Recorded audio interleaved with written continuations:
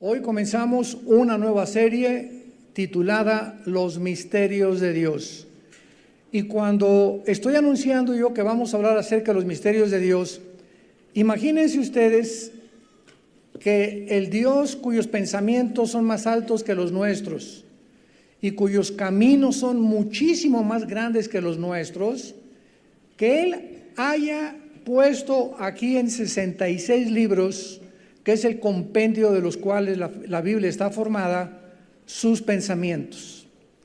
Entonces, cuando venimos a la Biblia, no estamos leyendo a Carlos Marx, no estamos leyendo a Sigmund Freud, ni a Friedrich Nietzsche, ni a Stephen Hawking, ni a Richard Dawkins, ni a ninguno de los más grandes pensadores, filósofos, escritores que tú me puedas mencionar. Cuando venimos a la Biblia, estamos introduciéndonos ni más ni menos que en la mente de Dios.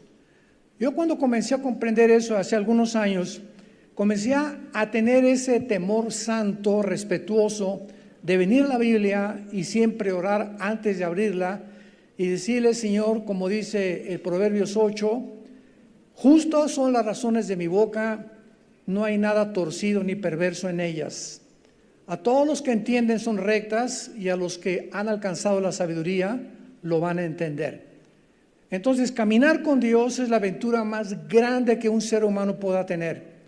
Hace algunos años, en los 60 del siglo pasado, hubo un gran filósofo, científico, astrofísico, que fue el que diseñó el cohete que llegó a la Luna en 1969.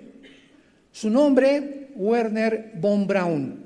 Él era un alemán nacionalizado norteamericano, y todos los días ahí en la NASA, Wernher von Braun tenía estudios de la Biblia con todos los ingenieros, astrofísicos, astrónomos, etcétera, etcétera, que compusieron y estuvieron en este proyecto tremendo cuando el hombre pisó la Luna. Y él escribió las siguientes palabras y dijo: caminar con Dios es la aventura más grande que un hombre pueda tener. Conocer a Dios, el más delicioso de los afectos, y entender a Dios, el misterio más grande del pensamiento humano. Así que pienso que la mayor parte de ustedes que nos están escuchando son cristianos, pero hay cristianos de diferentes niveles. Hay cristianos de kindergarten, hay cristianos de preprimaria, de primaria, de secundaria, de preparatoria y de carrera, de doctorado, etcétera, etcétera, porque caminar con Dios es ilimitado y podemos llegar a los niveles insospechables que ni siquiera nos imaginábamos que la mente humana pudiera de llegar. Así que ahora que entendemos esto, sabemos que en este libro hay misterios. Y la palabra misterio, musterión en el griego, significa algo que no ha sido revelado en el Antiguo Testamento.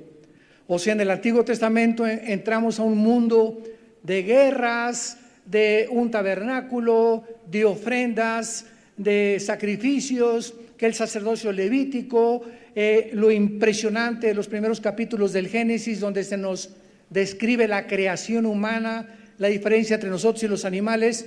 Y detrás de todas estas cosas, los que ya han estudiado el Antiguo Testamento han encontrado, ¿verdad?, ¿qué significa eso de las ofrendas y el sacrificio de sangre? Misterios. Misterio, está lleno de misterios. Y cuando entramos al Nuevo Testamento, Dios escoge a los apóstoles para a ellos, bajo el Nuevo Testamento, comenzar a revelarles los misterios escondidos bajo el Antiguo Testamento. Y a uno de los apóstoles a quien Dios le dio la revelación de más misterios fue al apóstol Pablo. Abran sus Biblias, por favor, en el libro de Efesios, capítulo 3, y veamos rápidamente esta verdad. Efesios, capítulo 3, y dice así: por esta causa, yo, Pablo, prisionero de Cristo Jesús por vosotros los gentiles, si es que habéis oído de la administración de la gracia de Dios, que me fue dada para con ustedes, que por revelación me fue declarado el misterio, como antes lo escrito brevemente, leyendo lo cual puedan entender cuál sea mi conocimiento en el misterio de Cristo. Misterio que en otras generaciones, o sea, en las generaciones anterior a él del Antiguo Testamento, no se dio a conocer a los hijos de los hombres, como ahora es revelado a sus santos apóstoles y profetas por el Espíritu, que los gentiles son coherederos y miembros del mismo cuerpo y copartícipes de la promesa de Cristo Jesús por medio del Evangelio. En otras palabras, a Pablo se le revela que no solamente Dios vino por los judíos, como aparece en el Antiguo Testamento, y es un misterio por qué Dios escogió a los judíos, lo cual ya hemos explicado anteriormente, porque si hubiera sido los mexicanos, los hondureños hubieran dicho, ¿y por qué no a nosotros? Y si hubiera escogido a los franceses, los italianos hubieran dicho, ¿y por qué no a nosotros? La cuestión es que Dios escoge a un grupo étnico, geográficamente localizado, en uno de los puntos más pequeños geográficamente del globo terráqueo, para a través de los judíos formar una familia, la primera familia que se formó, después formar un estado, después una nación y finalmente, ¿verdad?, a través de ellos traer a Jesucristo y las Escrituras como las tenemos hoy en día. Entonces, en el Antiguo Testamento, los judíos creyeron que ellos eran privilegiados y consentidos de Dios, pero no se les reveló hasta que el Espíritu Santo vino y comenzó a morar dentro de los seres humanos en Pentecostés, que no eran los únicos, sino que ahora los gentiles, y estamos hablando de palestinos, libaneses, árabes, mexicanos, ingleses, de cualquier parte del mundo, podíamos junto con ellos formar parte de una nueva entidad que se llama en la Biblia la iglesia. ¿Qué cosa es la iglesia? Viene de un prefijo griego ekklesia. Ek es un prefijo que significa hacer a un lado o sacar. Iglesia es un conjunto de personas o un grupo o una asamblea. Entonces, ¿qué es la iglesia? Es un conjunto de seres humanos que han sido puestos aparte, no físicamente, porque el error tan grande fue irse a monasterios, irse, ¿verdad?, a conventos, con la cosa de, pues si me aíslo del mundo, voy a encontrar a Dios, cuando la Biblia nos dice todo lo contrario, que no estamos en el mundo, pero debemos vivir en el mundo para hablarle a la gente de Cristo. Entonces la iglesia es un grupo de personas que espiritualmente Dios nos pone aparte, nos pone en una escuela, nos mete en un desierto para probarnos, nos comienza a entrenar para que podamos nosotros ya, al conocer a Cristo, teniendo 4 o 5 años en Cristo, regresar a tu familia, a tu escuela, a la sociedad y hablarles del mensaje más glorioso que Dios escondió a través de la historia. Que de tal manera amó Dios al mundo que dio a su Hijo unigénito, para que cualquiera de ustedes que en Él crea no se pierda, mas tenga la vida eterna.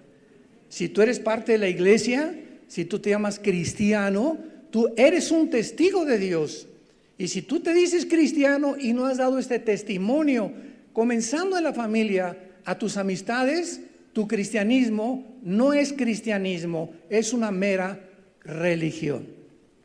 Entonces es importantísimo poder divorciar las religiones y lo que es un religioso de un cristiano, porque cuando Cristo bajó hace 2000 años, no bajó a traernos una nueva religión de las cientos de religiones que hay en el mundo. Él bajó del cielo a traernos la reconexión con su Padre mediante su sacrificio en la cruz. Entonces, cuando alguien, por ejemplo, en Estados Unidos, que ya ves que llenan muchos formularios para diferentes cosas, me preguntan, ¿usted qué religión tengo? Le pongo ninguna. ¿Cómo que usted no tiene ninguna religión? No, no tengo ninguna religión. Yo no soy religioso. Entonces, ¿qué profesa usted? Yo soy cristiano. Y el cristianismo es una relación dinámica viva, orgánica, con alguien que está vivo. Tú puedes ser católico o protestante o mormón o nazareno o bautista o presbiteriano sin tener una relación con Jesucristo. Eres religioso. Heredaste, tus papás eran bautistas, pues tú eres bautista. Tus papás eran católicos, heredaste la religión católica. Eres mormón, heredaste la religión mormona. Pero eso no nos hace cristianos. Es como si entrar a McDonald's, te conviertes en una hamburguesa. Muy bien. La Biblia, pues, es un libro lleno de misterios. A mí me apasiona investigar, conocer los misterios que todavía están comenzando. Vamos a demostrar en primer lugar, en esta mañana, que estos misterios, los más profundos que encontramos de la mente de Dios, ¿a quién creen que se les va a ser revelados? A nosotros, los de esta generación. No a los del siglo XX ni a los del siglo XIX. Somos nosotros, lo vamos a corroborar esto, porque esto nos va a entusiasmar más, que Dios está ahorita buscando hombres y mujeres a quienes revelarles sus pensamientos, los íntimos secretos más profundos de su ser y de su espíritu, para que nosotros podamos llenarnos con este conocimiento, no para enriquecer el intelecto, sino para poder comunicarlo al mundo, a un mundo que a nuestro alrededor se está derrumbando. Un mundo que se está derritiendo, un mundo que está en una oscuridad como jamás lo habíamos visto. Muchas de las cosas o los misterios que eran oscuros todavía hace algunos años se van a aclarar para todas aquellas personas a quienes fueron escritas mientras más nos acercamos a los tiempos finales. Veamos algunos pasajes de la Biblia, por ejemplo, en el libro de Daniel, capítulo 2, versículos 27 y 28. Aquí es un caso cuando el rey Nabucodonosor, rey de Babilonia, tuvo un sueño, como se recordarán, de una estatua grandísima, y pues el misterio era un misterio. El sueño de Nabucodonosor, como lo vamos a ver, le fue revelado a Daniel. Daniel capítulo 2, versículo 19 dice: entonces el secreto, ¿qué secreto? El secreto de Nabucodonosor. ¿Qué fue lo que soñó Nabucodonosor? Le fue revelado. Toda la mente de Dios viene por revelación. Sígame con mucho cuidado. La mente de Dios, la mente humana no puede penetrar. Podemos tener contacto con los muertos. Y la Biblia prohíbe algún intento de nosotros de querer contactarnos con alguien muerto, porque no va a ser con tu tía Cleofas con la que te vas a comunicar. Va a ser con demonios, espíritus demoníacos que engañan a los seres humanos para desviarlos de la revelación de Dios. Veamos ahora en Jeremías capítulo 23 otro pasaje. Jeremías capítulo 23, versículo 20, que dice así, Jeremías 23, 20. No se apartará el furor de Jehová hasta que lo haya hecho, y hasta que haya cumplido los pensamientos de su corazón. En los postreros días lo entenderán cumplidamente. Ya Dios comenzaba a los profetas del Antiguo Testamento a anunciarles muchas de las cosas que estoy haciendo ahorita, y muchos de los juicios que he llevado a cabo no los van a entender. Los van a entender en los últimos días. ¿Cuáles son los últimos días? Los que tú y los que yo estamos viviendo. ¿Por qué comenzamos a comprender más a Dios? Porque hemos recibido su Espíritu dentro de nosotros. Y Él nos está abriendo completamente el entendimiento para comprender las cosas que ni por la investigación científica ni por la intelectualidad se pueden conocer. Vean ustedes ahí mismo en Jeremías, el capítulo 30, versículo 24. No se calmará el ardor de la ira de Jehová hasta que haya hecho y cumplido los pensamientos de su corazón. En el fin de los días entenderán esto. Otra vez se vuelve a revelarnos que es hasta el fin de los días cuando vamos a conocer un poco más de Dios. Y en el Salmo 111,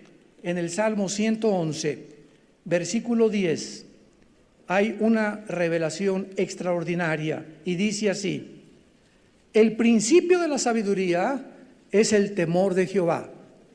Buen entendimiento tienen ¿quiénes? Los que practican sus mandamientos. Su loor permanece para siempre. Porque hay cristianos que todavía, hermano, ¿podemos celebrar Halloween? Hermano, ¿puedo ir a este lugar? ¿Puede un muchacho usar tatuajes? ¿Las mujeres pueden usar pantalones? El pelo corto lo pueden usar las mujeres. Y están en un nivel, ¿verdad? O sea, no han entendido lo elemental, están en kinder todavía, haciendo preguntas que ya pertenecen a kindergarten. ¿Por qué? Porque no entienden todavía la mente de Dios. No han comprendido Romanos 14, 1 Corintios 13, etcétera, etcétera, por su falta de madurez. Ahora vayamos a 1 Corintios 2, que es el pasaje más clásico, más claro acerca de lo que estamos hablando. Este pasaje está lleno de profundidad y de la mente de Dios para que lo podamos entender. 1 Corintios capítulo 2, versículo 6 en adelante. Sin embargo, hablamos sabiduría entre los que han alcanzado madurez. O sea, si yo predico ahorita este mensaje de Dios y te hablo de los misterios de Dios y tú no los entiendes, ¿por qué no los entiendes? Porque no has madurado. No has alcanzado la madurez. A un niño de 5º año de primaria, trata de enseñarle álgebra integral. O a un niño de 6º año de primaria, trata de enseñarle cálculo diferencial. ¿Cuál es el problema? Tiene un cerebro igual que el tuyo, que el mío, pero un niño de 5º año de primaria o uno de 6º no alcanza a comprender el álgebra integral o el cálculo diferencial porque no ha madurado todavía y no ha pasado ese nivel de comprensión de matemáticas. Entonces, así es espiritualmente. Hermano, ¿me pueden decir la predestinación? ¿Cuántos años tienes en Cristo? 2 años, estás chamaco. O sea, queremos muchas veces querer tener respuestas que van más allá de nuestra comprensión porque nos falta madurez. Entonces necesitamos paciencia y crecer en el conocimiento de Dios, como lo dice el Salmo. Entonces, esta sabiduría, dice Pablo, es para los que han alcanzado madurez. Y sabiduría no de este siglo, no es de este mundo. No la encuentras en Sócrates, ni en Platón, ni en Demóstenes, ni en Aristóteles, ni en Julio Verne, ni en ningún hombre que me puedas mencionar. Los pensamientos de Dios no los tiene nadie más que los tiene la Biblia y los hombres a quienes Dios se los reveló en las Sagradas Escrituras. Entonces, la sabiduría de la Biblia no es de este mundo, choca contra la sabiduría humana, porque la palabra de la cruz es locura al que se pierde, 1 Corintios 1:18. Entonces, no es de este mundo la sabiduría de Dios. Y sí, continúa, ni de los príncipes de este siglo que perecen, mas hablamos sabiduría de Dios en misterio. O sea, los pensamientos de Dios están escondidos. Están escondidos, están ocultos a las mentes humanas que no han madurado. Y que Dios tiene como recompensa a los que le buscan y a los que caminan con Él. Es una sabiduría escondida a la mente más inteligente y más intelectual que me puedas mencionar. Y dice, la sabiduría oculta, la cual Dios predestinó antes de los siglos para nuestra gloria, que ninguno de los príncipes de este siglo conoció, porque si lo hubieran conocido, nunca hubieran crucificado a Cristo. En otras palabras, si el diablo que se metió a Judas hubiera sabido que la muerte de Cristo en la cruz del Calvario, ese espectáculo tan horrible que era la cruz de Cristo, hecho un guiñapo humano, le sangraba desde cabeza hasta los pies la sangre. Si el diablo hubiera sabido que ahí se encontraba la sabiduría de Dios y que era la muerte de Cristo lo que lo iba a vencer, nunca se hubiera metido a Judas. Si lo hubiera sabido, ni de chiste agarra a Judas y se mete en él, como dice Juan capítulo 13. Se metió el diablo a Judas y lo fue a vender por 30 miserables monedas de plata. O sea, ni siquiera Satanás, Lucifer, el príncipe de las tinieblas, con los demonios y con los ángeles que tiene, ni siquiera ellos conocen lo que Dios nos quiere a nosotros iluminar para saber. ¡Qué barbaridad! Y dice el versículo 10, pero Dios otra vez nos la reveló. Todo viene por revelación, por el Espíritu, porque el Espíritu todo lo escudriña o todo lo investiga, aún lo profundo de Dios.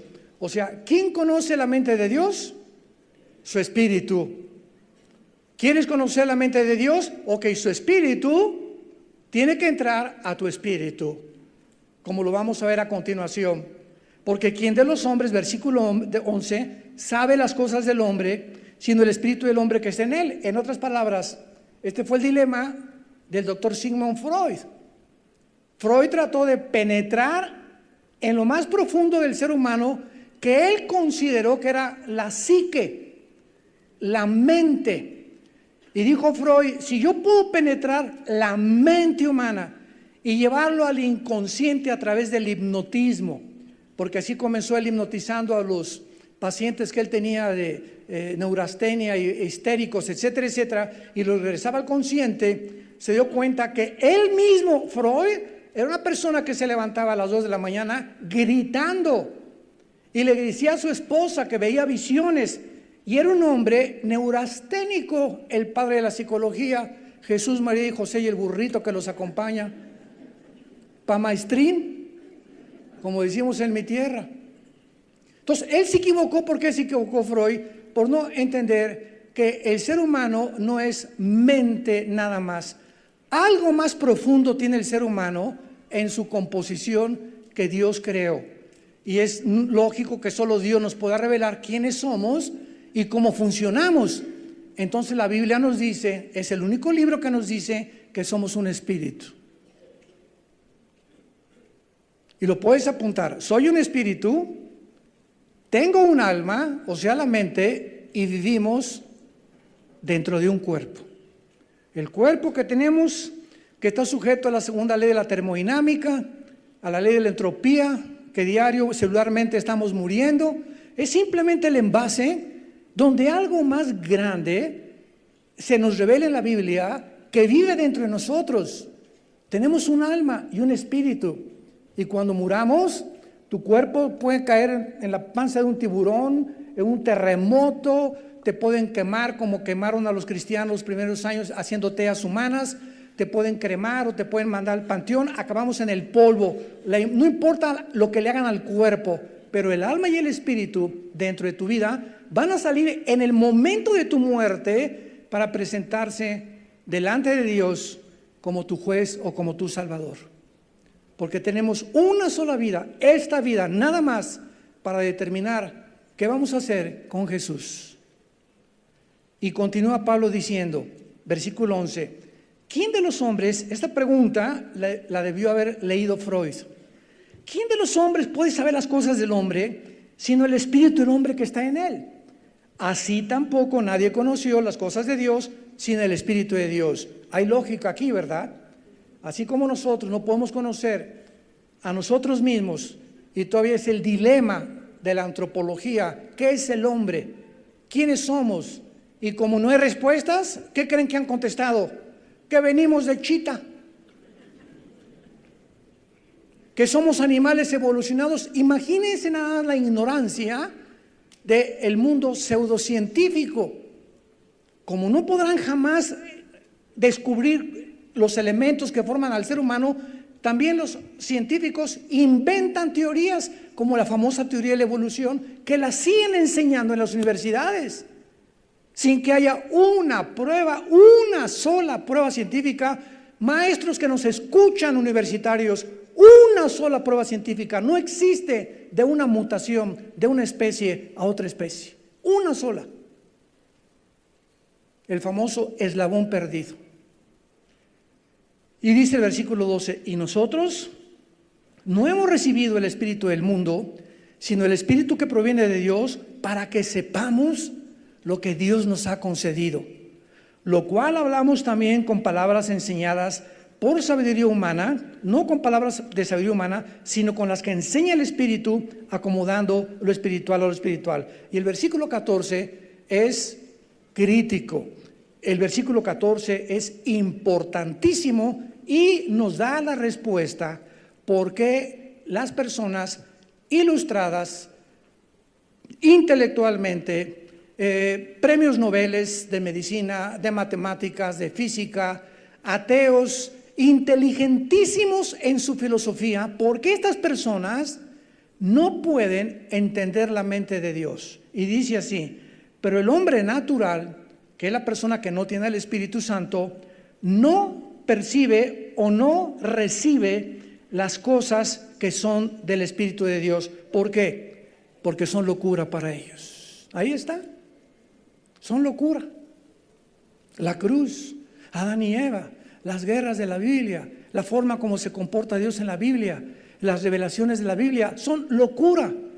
Y la mayor parte, el 98% de los ateos, hace poco murió uno de los más grandes ateos, Christopher Hitchens. Tengo varios debates de él en videos, los puedes ver con cristianos. Y Hitchens murió de cáncer a los 60 y tantos años de edad en Inglaterra. Y él escribió un libro diciendo que él creía, porque le preguntaron por qué no creía en Dios, por qué se volvió ateo. Y él dijo lo siguiente, porque las religiones son el veneno del mundo. Así lo dijo él. Antes que él, otro revolucionario comunista, Lenin, en 1920, cuando inició la revolución bolchevique, Lenin usó esta frase: la religión es el opio de los pueblos. Yo a Lenin y a Hitchens les digo amén y amén. Así es. Y Hitchens decía, es que vean ustedes lo que la religión hace. Los 19 musulmanes radicales en el año 2001, el 11 de septiembre, se fueron contra las torres de Nueva York, dice Hitchens en su libro, porque ese es el radicalismo de las religiones. Estaban fanatizados, y ¿cómo pueden llamarle una religión cuando se van contra las torres? Eso es lo que hacen las religiones, dijo él. Y también dijo, miren lo que hizo la iglesia romana, la iglesia católica. Durante casi 300 años, la Inquisición con Torquemada en España mataron a más de 300,000 seres humanos porque no obedecían al Papa. Los destazaron, les sacaron las uñas, les cortaron el pelo, los quemaron vivos en la famosa Inquisición. Y después dice Hitchens, ¿qué hizo la Iglesia Católica en Jerusalén? Mandó en los cruzados, en la época de las cruzadas, mandó a todo un ejército encabezado por San Ignacio de Loyola, le pusieron San Ignacio, era un santo, para matar a todos los musulmanes y sacarlos de Jerusalén. Entonces, estos ejemplos de la historia, de lo que ha hecho la religión, tienen toda la razón, pero no es la religión la que Jesús nos vino a traer lo que Él es con su Padre y la relación que podemos tener con Dios. Cuando yo estaba explicando esto en una universidad hace algunos años, un estudiante se paró y me dijo, bueno, pero ¿qué acaso cuando habla usted de religión o cuando los periodistas? Entonces, ignorancia tremenda. Y cuando los noticieros de televisión dicen, la religión cristiana, ¿qué no siempre que se menciona religión se une con la palabra Dios? Y le dije, miren nada más cuánta ignorancia. El budismo es una religión atea. ¿Atea? Así es, el budismo es una religión atea. ¿Y por qué se considera una religión cuando es atea? En otras palabras, el comunismo, la ideología comunista, está considerada también una religión, una ideología de izquierda. Y es atea, materialista, humanista y sintoísta, si es que se van al oriente. Pero entonces no necesariamente cuando hablamos de religión hablamos de Dios. Cuando nosotros vamos a presentar esta información y esta revelación a las universidades, siempre los directores nos han dicho: oiga, doctor Alducin, usted viene a hablarnos de religión porque usted trae la Biblia. Le digo: ¿quién le dijo a usted que la Biblia es un libro religioso? Es que habla de Dios. Y pues el budismo también habla de Buda y está clasificado en la Enciclopedia Británica como una religión y es atea. Los hindúes traían millones de dioses. El comunismo no habla de Dios y es considerado una religión. ¿A qué me dice usted que la Biblia es un libro religioso? La Biblia, le contesto, es el documento histórico, el primer libro en haber sido impreso en la imprenta de Gutenberg. El libro que contiene los registros más antiguos de física, de genética, de biología, antropología, paleontología, química, psicología, psiquiatría y la disciplina académica que tú me quieras mencionar. Y se quedan así: ¿de veras? ¿No son leyendas? Cabeza de pera. ¿Por qué se expresan así? Por ignorancia. Fue lo que oyeron. En el noticiero una persona dijo esto, o un comentarista dijo esto, o sus maestros ateos en la universidad, es lo que le enseñan a los alumnos. La ignorancia, Jesús dijo, por la falta de conocimiento, mi pueblo va a morir. Y Jesús dijo: cuando tú conozcas la verdad, esta verdad que se encuentra en Jesucristo, te hará libre.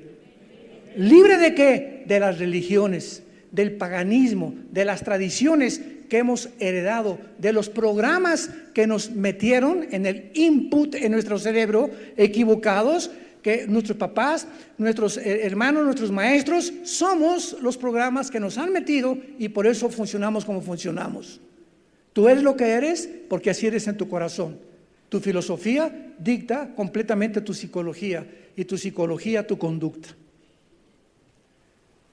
Muy bien, veamos ahora dos ejemplos de estos misterios en el Nuevo Testamento que en el Antiguo Testamento no se conocieron. Uno, la iglesia, como ya lo acabamos de mencionar.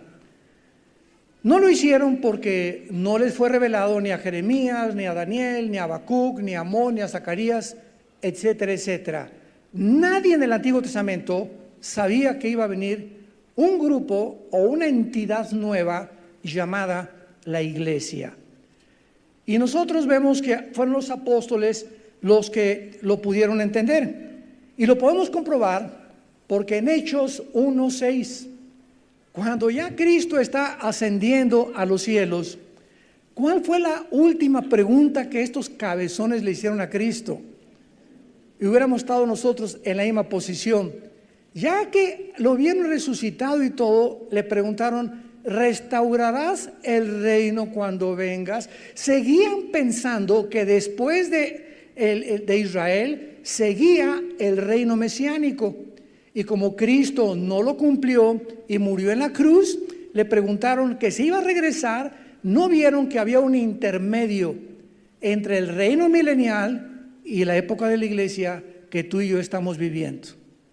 Los mismos apóstoles, ya viendo a Cristo resucitado, no lo entendieron. Ya en el capítulo 2 de los Hechos viene el Espíritu en Pentecostés y los apóstoles comienzan a tener entendimiento del programa y del calendario de Dios.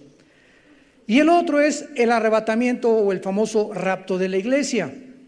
El rapto de la iglesia no se había revelado en el Antiguo Testamento. Hay figuras en Enoc. Acuérdense que en el capítulo 5 del Génesis, Enoc fue arrebatado a él solo, y Elías, que vivo, vino una carroza de fuego y se llevó a Elías. Son dos ejemplos de dos seres humanos que subieron al cielo sin morir y que son tipos del rapto. Pero la doctrina del rapto per se o en sí no fue revelada en el Antiguo Testamento. Vean 1 Corintios 15, versículos 51 y 52, que esta doctrina le fue revelada exclusivamente, no a Mateo, no a Marcos, no a Lucas, no a Santiago, no a Pedro, a ninguno de los apóstoles les reveló Dios el rapto de la iglesia más que a Pablo, como él se consideraba el último de los apóstoles. Dice 1 Corintios 15, 51, aquí os digo un misterio: ¿Por qué Pablo le llama misterio a lo que va a revelar? Porque no se había revelado en el Antiguo Testamento. Esta doctrina estaba escondida en el Antiguo Testamento. ¿Cuál es este misterio? Que no todos vamos a dormir, sino que todos seremos transformados. ¿Cuál es el misterio? Que va a haber una generación de seres humanos, que tal vez seamos nosotros, que no vamos a saber lo que es morir. De repente, millones de seres humanos van a desaparecer en el planeta Tierra, millones de personas. Pilotos se van a estrellar porque los pilotos del avión desaparecieron. Accidentes de tráfico porque los choferes desaparecieron. Todos los niños menores de edad van a desaparecer. Y la gente va a comenzar a buscar, ¿qué pasó? ¿Qué pasó? ¿Qué creen ustedes que van a contestar? ¿Se acuerdan? Se los llevaron los ovnis, ¿verdad? Esta aparición de los supuestos extraterrestres desde 1946 no es coincidencia. Ayer me mandaron un artículo que ya la Marina de Estados Unidos, los pilotos están comenzando a tratar de cazar ovnis, o sea, de investigarlos para ver cuál es su origen. Las Naciones Unidas tienen a una mujer hindú que está al frente de la investigación de los ovnis, y los que más investigan los ovnis es el Vaticano. El mismo Papa Francisco declaró hace algunas semanas que él cree que si hay extraterrestres, tal vez haya salvación por ellos en la cruz. Virgen de la Macarena. Bueno, dice así, este es el misterio, no todos vamos a dormir. La Biblia le llama dormir a la muerte, pero todos seremos transformados. En un momento, en un abrir y cerrar de ojos, a la final trompeta, porque se tocará la trompeta, los muertos serán resucitados.